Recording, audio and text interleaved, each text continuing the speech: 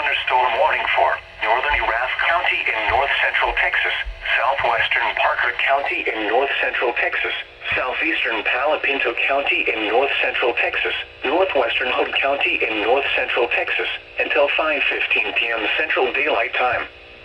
At 4:29 p.m. Central Daylight Time, a severe thunderstorm was located near Morgan Mill in Huckabee, moving northeast at 25 miles per hour.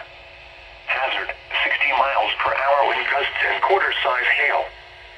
Source, radar indicated. Impact, hail damage to vehicles is expected.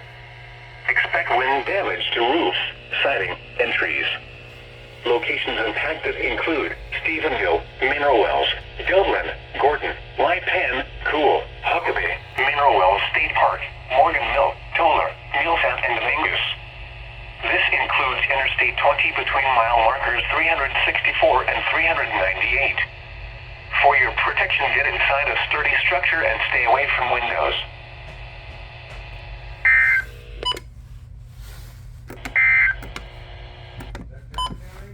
No.